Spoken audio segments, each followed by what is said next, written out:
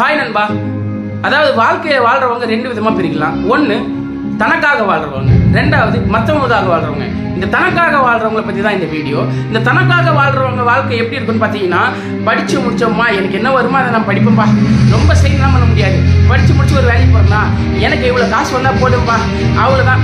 அந்த காசை வாங்கி பாதி வீட்டுக்கும் பாதி எனக்கும் இருந்துப்பா, இதே போட்டோமே லைஃபு. டே உன் வாழ்க்கையில் இதை பண்ணுறா, அடுத்த கட்டத்துக்கு போகலாம். உன் வாழ்க்கையில் இதை பண்ணுன்னா நீ ஜெயிச்சு வரலான்டா. உன்னோட கெப்பாசிட்டியும் உனக்கு தெரியாமல் நீ வாழ்ந்துட்டு இருக்கடா. நான் என் சந்தோஷம் எனக்கு இருந்தால் போதுப்பா, மற்றவங்க எப்படி பட்டா எனக்கு என்ன, அதை பற்றிலாம் எனக்கு I don't care about anything அப்படின்னு சொல்லிட்டு வாழ்வாங்க. இப்படி வாழ்றவங்களோட வாழ்க்கை எப்படிப்பட்ட வாழ்க்கையாக இருக்கும் தெரியுமா? திரும்பி பார்த்தாங்கன்னா அவங்களுக்கு ஒன்றுமே இருக்காது.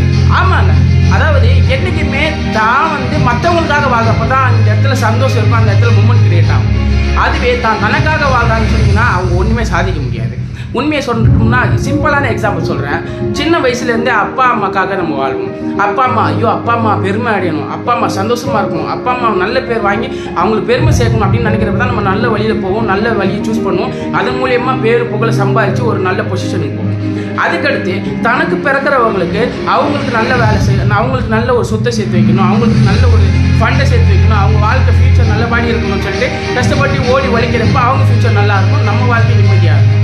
ஆனால் இந்த தனக்காக வாழ்கிறவங்க வாழ்க்கையில் தன்னோட நேரத்தை செலவிடுறாங்களே தவிர, செலவு பண்ணுறாங்களே தவிர, அந்த நேரத்தை செலவிட்டு அதன் மூலியமாக சம்பாதிக்கவோ இல்லை அதன் மூலியமாகவோ அனுபவிக்கிறாங்களான்னு கேட்டிங்கன்னா கிடையவே கிடையாது. ஸோ அதனால் நீங்கள் யோசிங்க, நீங்கள் உங்களுக்காக வாழ்றீங்கன்னா நல்லா யோசிச்சுக்கோங்க. நீங்கள் ஒரு நாள் பிறந்தோம் செத்தோம் மடித்தோம் முடிஞ்சிடும்.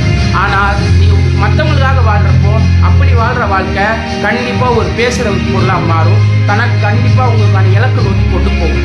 அப்படி நீங்கள் இல்லைடா கிடையாது அப்படி சொல்லி நினச்சிங்கன்னா காமராஜரும் சரி, அம்பேத்கரும் சரி, அப்துல் கலாமும் சரி தனக்காக வாழணும்னு நினச்சிருந்தா அந்த இடத்துக்கு போயிருப்பாங்களா?